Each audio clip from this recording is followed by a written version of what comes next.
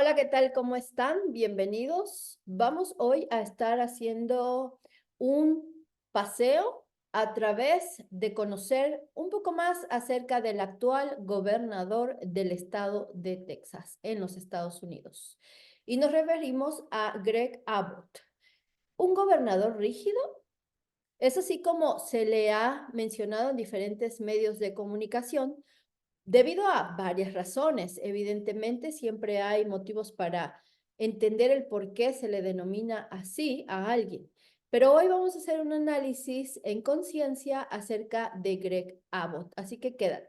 Te recuerdo que estás en tu canal Noticias con Conciencia, dando paso al nuevo mundo, viendo las cosas desde otra perspectiva. Mi nombre es Janine y te agradezco mucho que nos sigas, que le des like y que comentes en nuestros videos. Bien, efectivamente vamos a estar hablando del estado de Texas. Aquí tenemos este estado que obviamente hace frontera con México, ya que es un estado que, como muchos saben, en el pasado perteneció al territorio mexicano y por esa razón es que está tan cercano a México. Además de que en el territorio de Texas hay demasiadas personas de origen mexicano y que tienen ascendencia mexicana. Bueno, eso y muchos otros datos vamos a ver aquí. También vamos a estar hablando de la nueva ley SB 4, sus alcances y un poco qué significa desde la conciencia. También vamos a estar hablando de las razones por las que probablemente el actual gobernador de Texas, Greg Abbott, haya sufrido un accidente que lo dejó en una silla de ruedas. Eso y otras cosas. Así que quédate y vamos a comenzar. Gregory Wayne Abbott es el nombre real de Greg Abbott. Él nació en Wichita Falls, en Texas, un 13 de noviembre de 1957. Es un político estadounidense, actual gobernador del estado de Texas. Se desempeñó como procurador general del estado del 2003 hasta el 2014 y también como juez de la Corte Suprema de Texas. Pertenece al ala más conservadora del Partido Republicano, también conocido como el Tea Party. Abbott tiene una parálisis de la cintura hacia abajo debido a un accidente que sufrió cuando era estudiante, por lo que es el tercer gobernador en la historia de los Estados Unidos en silla de ruedas. Actualmente él tiene 66 años de edad. Vamos a ver un poquito acerca de su fecha de nacimiento. Como ya dije, nació el 13 de noviembre de 1957. Interesante porque eso lo hace ser un signo de Escorpio. Así es. Y recordemos que en este tiempo, en este preciso momento, estamos teniendo un tránsito de Plutón en Acuario y que durará 20 años. ¿Y por qué saco a colación este tema en este momento? Bueno, solamente para que tengamos en cuenta que Plutón es el planeta que rige a los escorpianos. Así es. Y al Plutón estar en Acuario, esto tiene un gran significado, porque esto está pidiendo no solamente que aquellos que son escorpianos tengan poder, mucho poder sobre las masas, evidentemente Acuario representa a las masas, a la gente, a las comunidades grandes. Y esto yo ya lo expliqué en otro video anterior, pero es muy importante que tengamos en cuenta porque todos aquellos líderes que tienen el signo de Escorpio y en este momento tienen a cargo la responsabilidad de gobernar un estado o un país, van a tener demasiado poder sobre las masas siempre y cuando ellos puedan tener más sensibilidad sobre estas masas.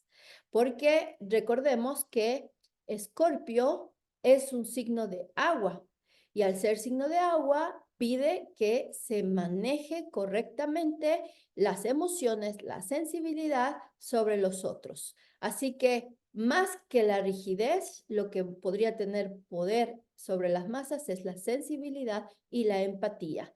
En este caso, bueno, Greg Abbott es un Escorpio y hasta este momento no se ha visto esa empatía en suficiencia, obviamente, para los demás, sino se ha visto mucho más una parte rígida de él. Pero vamos a entender un poco más acerca de eso más adelante. Veamos esto. ¿Qué significa su número de vida o su misión de vida?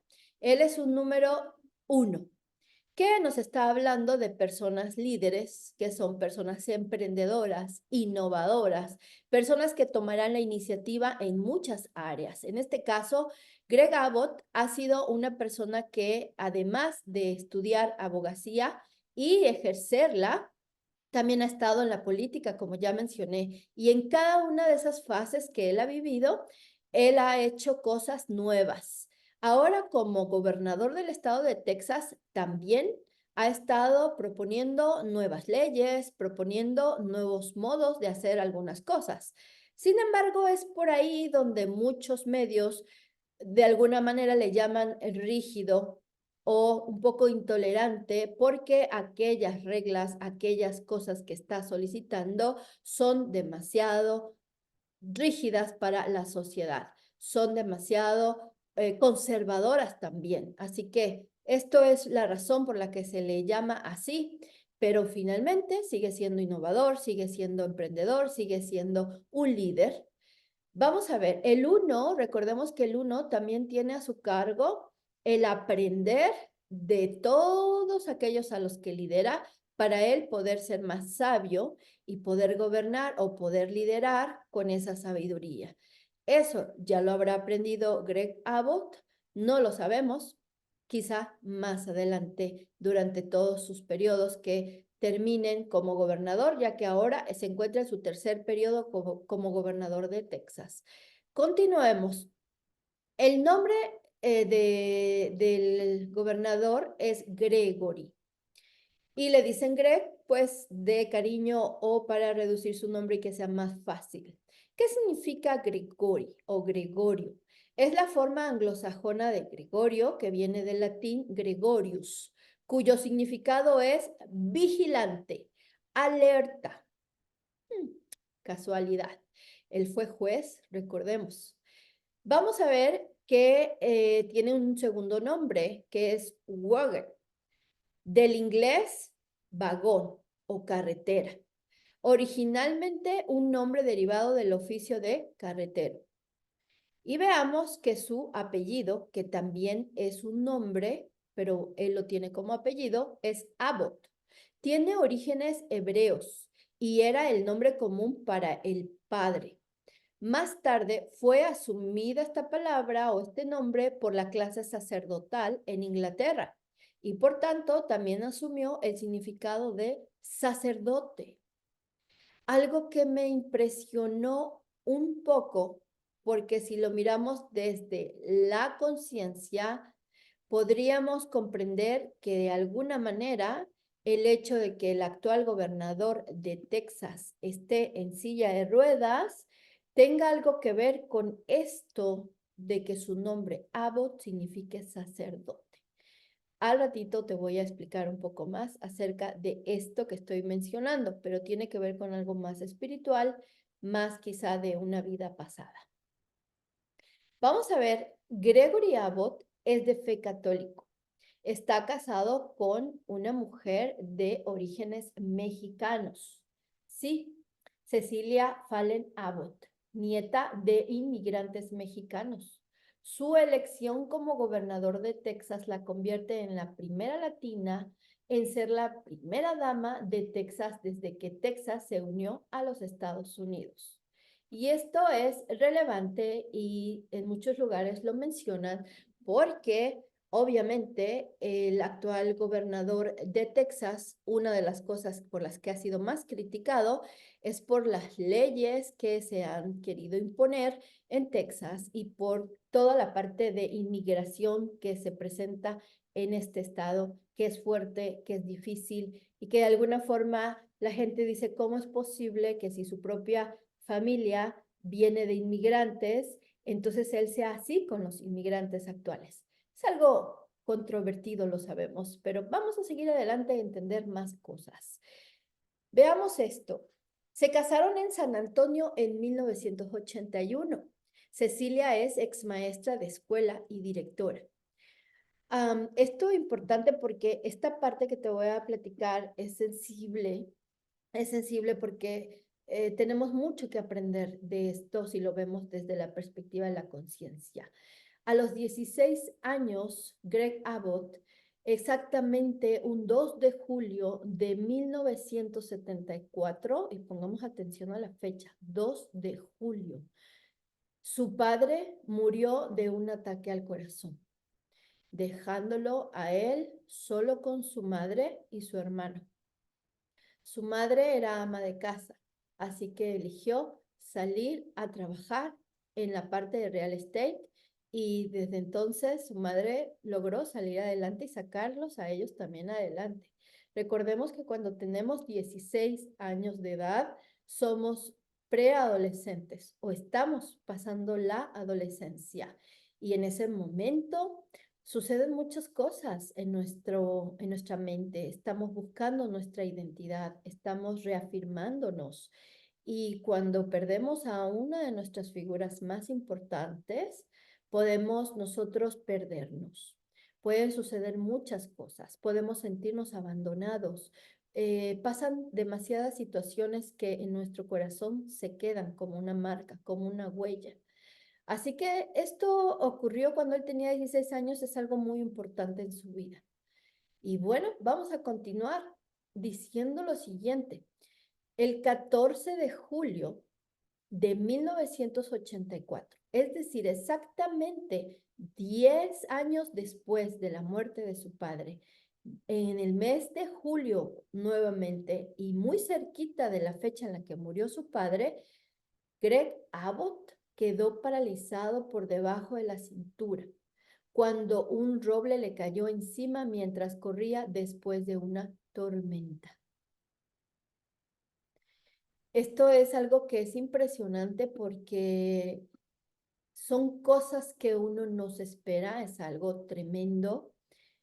Además, estamos hablando de tu movilidad, de la forma en la que tienes para vivir. Greg Abbott hacía atletismo. Imagínate entonces verte detenido tan joven y decir, ¿y ahora qué voy a hacer? Y ya no poder hacer aquello que te gustaba. En sí debe ser algo muy fuerte y muy doloroso. Pero lo que me llama mucho la atención, si lo vemos desde la conciencia, es que en primer lugar se da en una fecha muy similar a la fecha en la que partió su padre. Tú sabes que para el estudio del árbol transgeneracional existe algo que se llama fechas aniversario.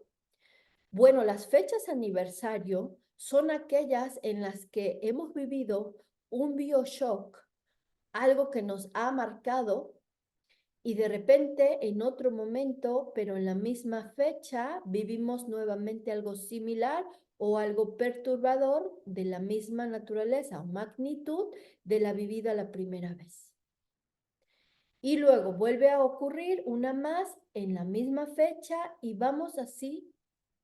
Y de repente nos damos cuenta y decimos, qué casualidad que esto pasó en este día, este mes, y ahora estamos viviendo esto este mismo día y este mismo mes.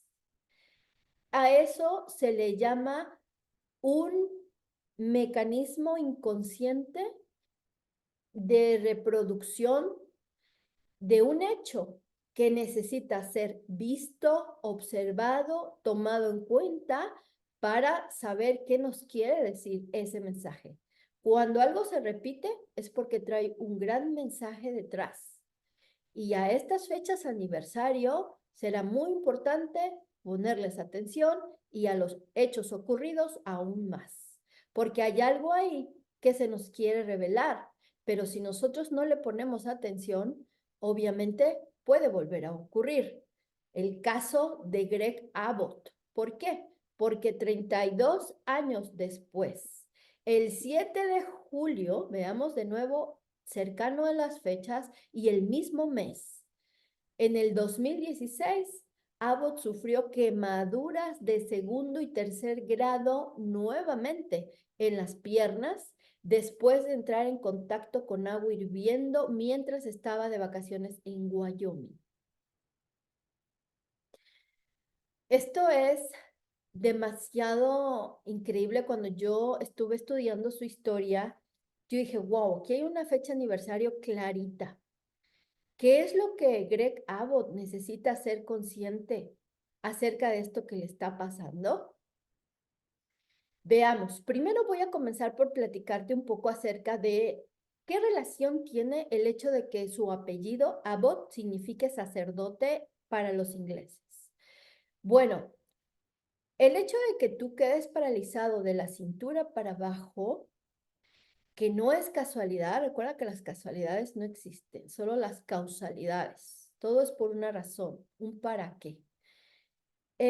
Primero decirte que cuando tú eres un sacerdote, una de las primeras cosas que ellos hacen al ordenarse como tal es declarar el celibato. ¿Qué significa el celibato? Pertenecer a Dios, pertenecer a la iglesia y tu carne, de alguna forma, estas ganas de satisfacer tu carne, dejarlo a un lado. Significa estar y permanecer sin relaciones sexuales durante todo el tiempo que tú te has ordenado como sacerdote, ¿cierto? Y casualmente, no, causalmente, Greg Abbott sufre a los 26 años de edad un accidente que lo deja paralítico de su cintura hacia abajo. Quiere decir que sus órganos reproductores han quedado inmovilizados, tanto como sus piernas. Significa que entonces él está inconscientemente en celibato. Inconscientemente, su apellido es Abbott, lo que significa sacerdote. ¿Te das cuenta? Y algo importante es que algo que designa a Greg Abbott es su rigidez, su ser muy conservador en sus opiniones, en sus decisiones y en sus actuaciones. ¿Qué acaso no es así un sacerdote? ¿Qué acaso no es así una iglesia? Entonces, fíjate cómo inconscientemente él está haciéndole honor a su nombre, Abbott. Y esto también podría significar que en otra vida Greg Abbott fuera sacerdote. También podría significar que alguien de su familia, de sus ancestros, quiso que él fuera sacerdote, pero él se negó a hacerlo. ¿Podría ser? No lo sabemos porque obviamente son cosas que no están públicas y que no se dicen, pero bien podría ocurrir. Ahora vamos a tratar de ver qué es lo que el mensaje puede decirle a Abbott cuando las fechas se repiten y hay ahí un aniversario contundente. Veamos, primero, su padre muere cuando él tiene 16 años, un 2 de julio. Recuerda esto, nunca lo olvides. Todo lo que está en nuestro cuerpo físico, representado en par, en dos, tiene mucho y todo que ver con nuestros progenitores, con quienes nos dieron la vida. Es decir, tus dos brazos, tus dos manos, tus dos piernas, tus dos pies, tus dos ojos, tus dos oídos. En este caso, Greg Abbott quedó parálisis desde la cintura hacia abajo, impidiéndole caminar, moverse, es decir, tanto sus piernas como sus pies paralizados. Y estamos hablando que si todo lo que está en par en nuestro cuerpo físico representan simbólicamente a nuestros progenitores, nos habla de que hay mucha relación en lo que estaba ocurriendo en su vida en aquel entonces de Greg Abbott, por lo cual primero resintió en la muerte de su padre el hacerle falta esa otra pierna, ese otro sostén en la vida. Nuestras piernas nos sostienen, ¿cierto? Nos ayudan a movernos, a caminar y a ir hacia adelante. Si inconscientemente y simbólicamente una de esas piernas, que es este caso, uno de tus padres, deja de estar presente en tu vida, seguramente tú puedes quedar sin saber qué hacer, a dónde moverte, hacia dónde dirigirte.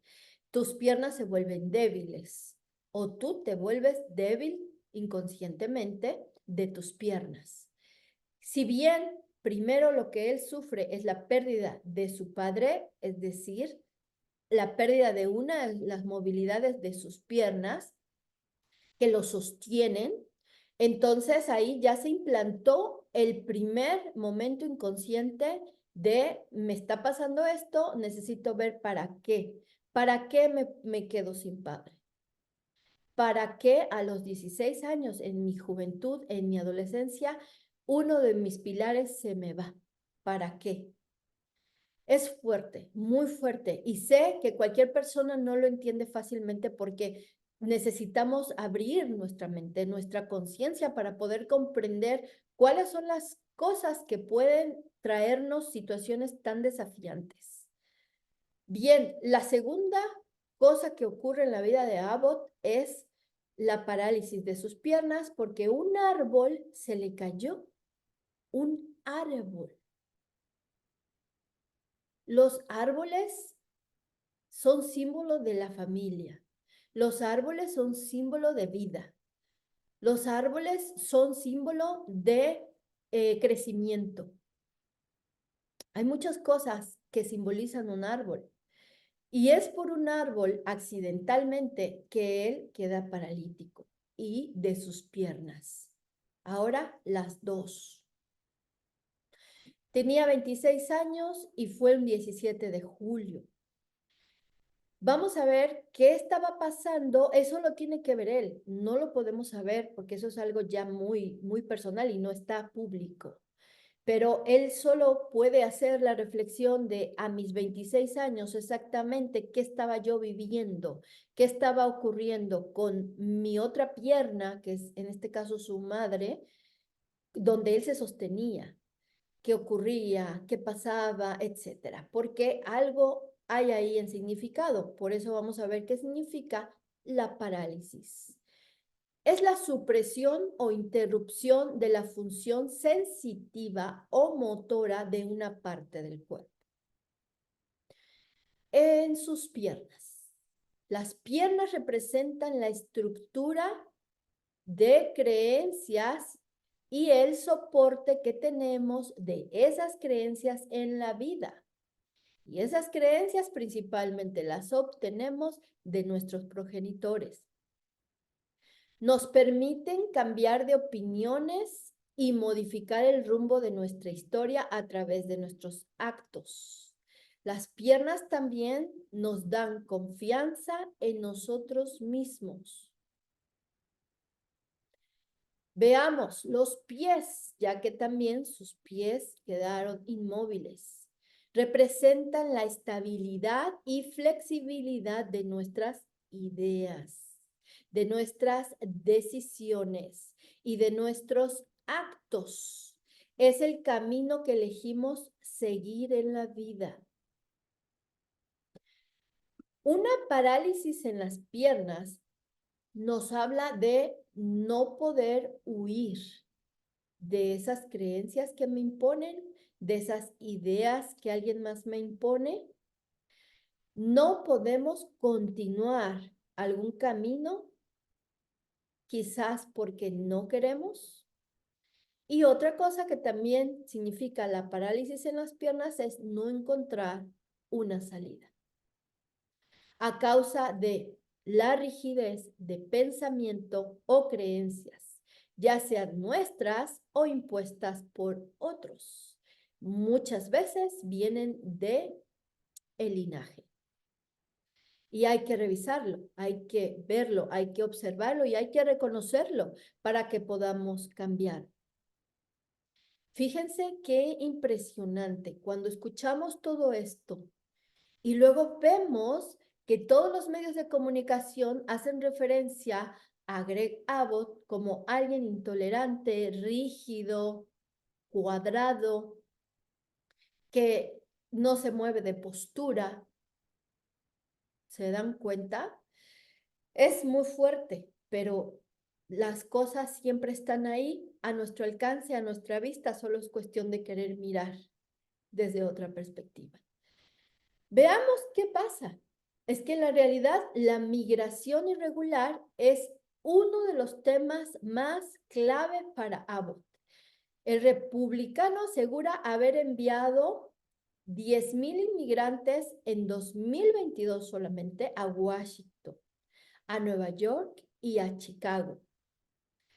Él envió más gente que ningún otro gobernador en Texas, y esto es importante mencionarlo. De hecho, se volvió el envío más polémico el 15 de septiembre del 2022, cuando 2 autobuses con migrantes llegaron cerca de la residencia en Washington de la vicepresidenta Kamala Harris, y a quien Biden encomendó encargarse del explosivo tema migratorio. La vicepresidenta en su momento, Kamala Harris, afirmó que la frontera es segura y negó que haya una crisis. Estamos enviando migrantes a su patio trasero para instar a la administración de Biden a que haga su trabajo y asegure la frontera, tuiteó en aquel entonces el gobernador de Texas. Así que una de las principales razones por las que más se le ha criticado a Abbott ser rígido e intolerante ha sido por el problema de la migración en la frontera de México hacia Texas. Y es cierto que la ola de migrantes que llegan a esta parte de Estados Unidos para querer cruzar hacia los Estados Unidos para una mejor vida, para el famoso sueño americano, es impresionante en los últimos años. Y uno de los estados que más sufre de esto es Texas. Es real. No significa que sea el único estado que lo está viviendo, pero sí es verdad que es por donde más pasan, ya que el territorio es muy grande. Veamos esto que está pasando actualmente y por lo cual mucha gente tiene miedo. La ley SB4, que prohíbe a los pueblos o agencias de Texas tener políticas que impidan preguntar sobre el estatus migratorio o limitar la asistencia en la aplicación de la ley de inmigración. Esto significa que los policías que tienen prejuicios contra los inmigrantes, es decir, solo con verlos, tendrán más libertad para preguntar sobre el estatus migratorio y denunciar a las personas ante ICE y la patrulla fronteriza. En diciembre de 2023, Abbott firmó esta controvertida ley de inmigración que tipifica como delito estatal el cruce no autorizado de la frontera. Esta nueva ley estatal entra en vigencia el marzo 4 del 2024, es decir, estamos a nada de que esto entre en vigencia. Es una norma que otorga a las autoridades la potestad de detener a las personas en la cárcel por un delito grave o como alternativa devolverlos a México, que es el país de donde proceden, sin importar su origen real. Es decir, que si alguien de, no sé, Venezuela entró por México y pasó a Texas, será deportado a México. Y esto también se vuelve un problema para México. Sin embargo, hasta ahora esta ley se dice está aprobada y entrará en vigor en marzo. Además, también se declara ahí que se planteará penalizar con un mínimo de 10 años de cárcel a aquellas personas que ayuden a esconderse a los migrantes sin papeles. Y esto está muy fuerte, me sonó al holocausto. O sea, realmente está muy fuerte. Hay personas que dicen que esta ley no puede realmente ejercerse debido a que está la Constitución. Realmente no sabemos bien cómo va a ocurrir. Hay que esperar a que llegue el mes de marzo y hay que esperar a ver qué pasa. Otra gente más dice que todo esto no es otra cosa más que un tema político en donde en momentos de próximas elecciones en los Estados Unidos, muchos gobernadores que tienen interés en llegar a la Casa Blanca, sea como presidentes, como vicepresidentes o como algún otro cargo, muchas veces utilizan el tema migratorio para obtener votos y obtener aplausos y obtener preferencias en las votaciones. ¿Esto es cierto? ¿Esto es mentira?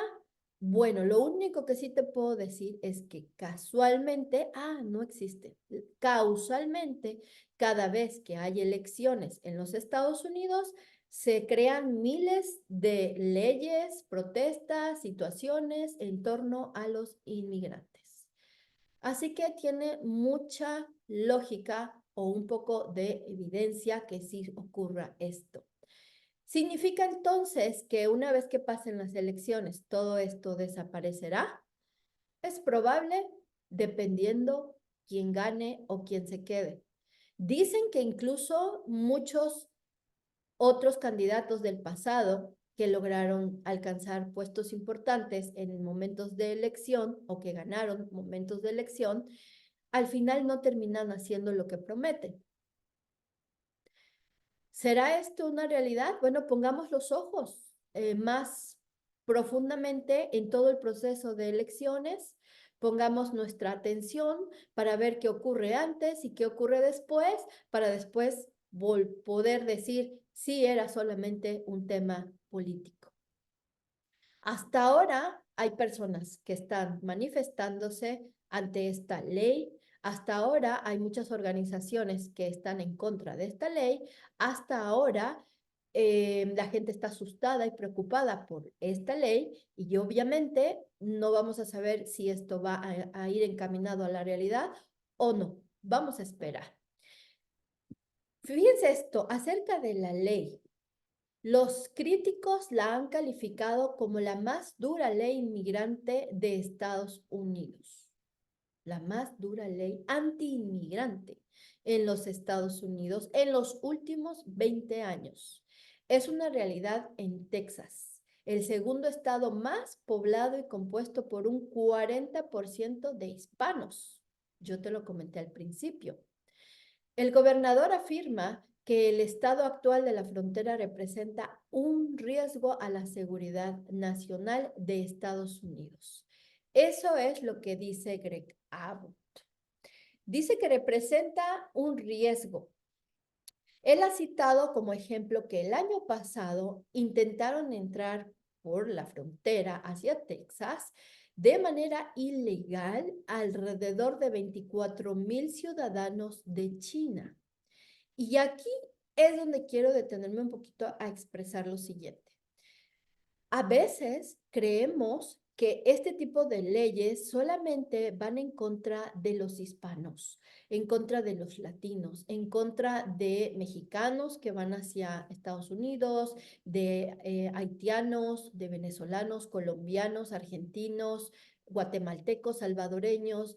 Digamos que a veces creemos que todo esto es por los latinoamericanos, pero se nos olvida que muchos otros países, muchos otros grupos de personas de otros países utilizan a México solamente para pasar a los Estados Unidos. Entonces toman vuelos a México como turistas y ¿qué hacen? En realidad van a la frontera a buscar pasar a los Estados Unidos. Y estos pueden ser de China, pueden ser de Asia, Medio, puede ser de Europa, pueden ser de muchos lugares. Entonces, la mayoría de los casos que se han encontrado en los últimos años de personas queriendo cruzar ilegalmente la frontera no necesariamente son latinoamericanos. Y una de las preocupaciones que sí tienen los Estados Unidos es que estas fronteras sean utilizadas por enemigos de los Estados Unidos. Iraníes, sirios, ¿sí? todo este tipo de personas, que muchos podrían ser terroristas y que pueden estar ocupando esta forma de entrar a los Estados Unidos, y ahí es donde radica principalmente la preocupación de Greg Abbott o de cualquier otro gobernador que esté en algún estado de la frontera, porque lo que pretenden es cuidar que, si bien también Latinoamérica, pero más que terroristas quieran estar entrando a los Estados Unidos sin documentos ilegalmente. Y por supuesto que siempre va a estar en el tema la organización delictiva de drogas, armas, etcétera. O sea, todo esto tiene que ver con la frontera, porque todo eso pasa por la frontera. Así que el hecho de que exista esta ley no solo es contra los latinos, sino es un tema de protección, de seguridad nacional. ¿Está bien? ¿Está mal hacerlo de esta manera? Yo no te lo puedo decir. Sin embargo, veamos más allá porque hay muchas más cosas. Veamos esto otro. SB4, ¿por qué se llaman así las leyes? Estuve buscando, estuve averiguando muchísimo qué significa SB4. Yo esperaba que fuera algo como senadores, la S y la B significara, no sé, X, pero resulta que por todos lados busqué por qué le ponen SB a las leyes y no encuentro por ningún lado la explicación de las siglas. Si tú la sabes, déjamelo en los comentarios, pero yo no la pude encontrar. Sin embargo, eso tiene un significado. SB4. ¿Qué significa? Primero, vi que el antimonio, perdóneme, antónimo, ya estoy equivocándome, perdóname. El antimonio es un elemento químico de número atómico 51. Y yo así, zona 51, fue lo primero que pensé. Pero bueno, de número atómico 51, situado en el grupo 15 de la tabla periódica de los elementos. Y también me sorprendió porque 51 y 15 está invertido el 51, pero es lo mismo.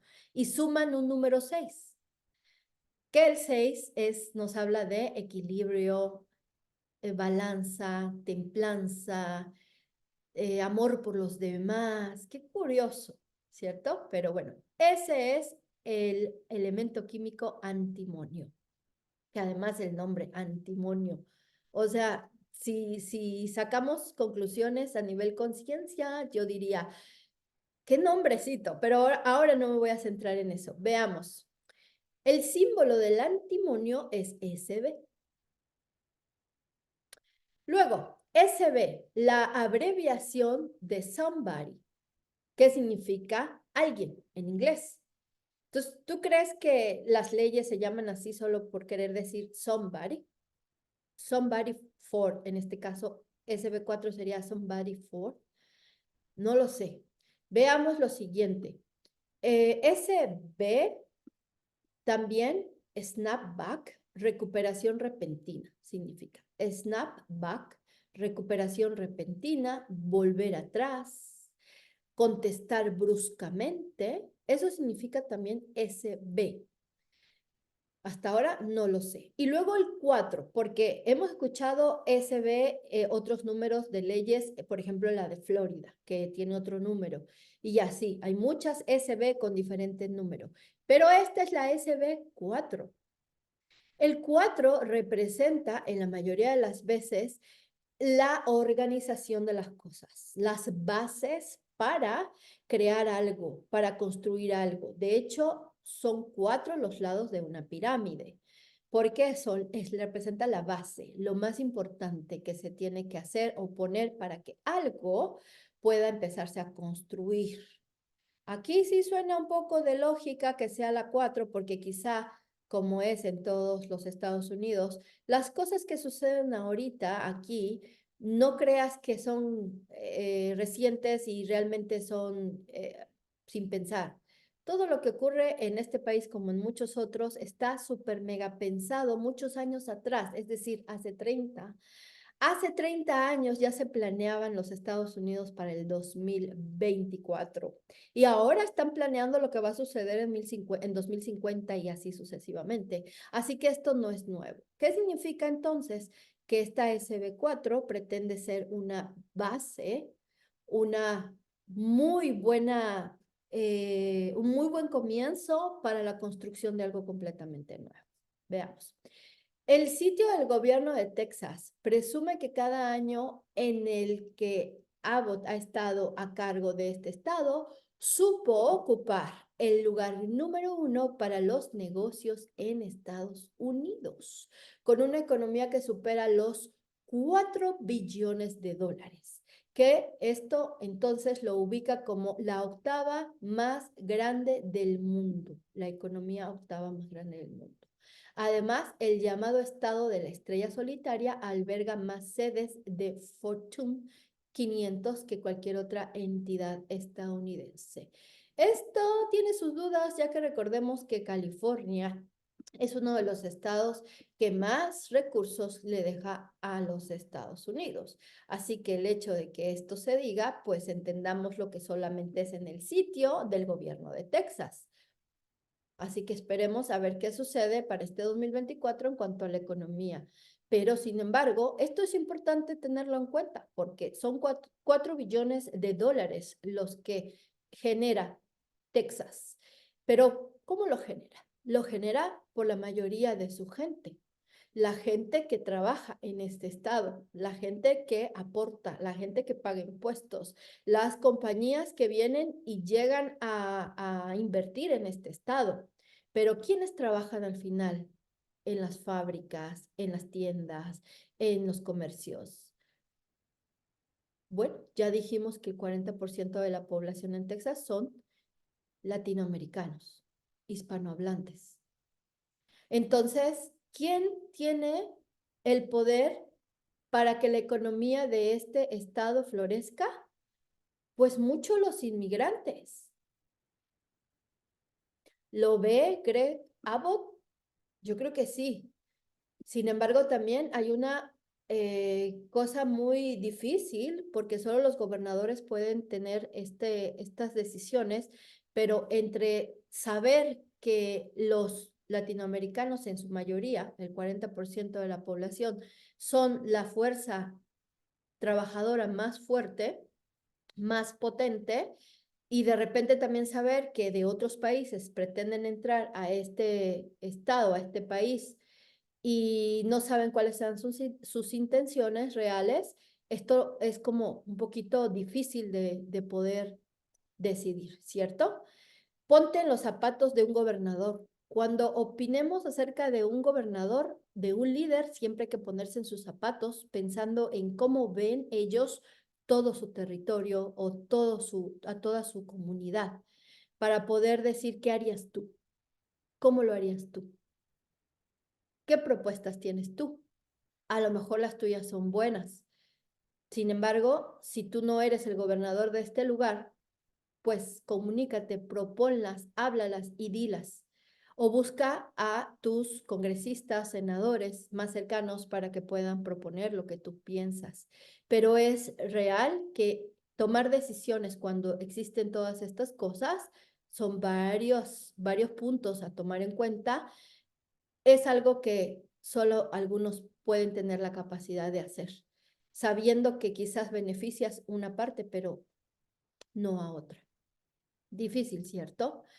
Bueno, pues por ahora, todo lo que está ocurriendo en la frontera en Texas es difícil, es fuerte. No solamente porque hay muchas personas queriendo entrar, un muro que se sigue construyendo, personas que pierden la vida intentando entrar, personas que son alejadas de su familia, que niños que se envían solos a cruzar la frontera, padres que pierden la vida, personas que pueden morir en camiones tratando de cruzar o en el mar. Esto está muy duro, muy fuerte, muy difícil.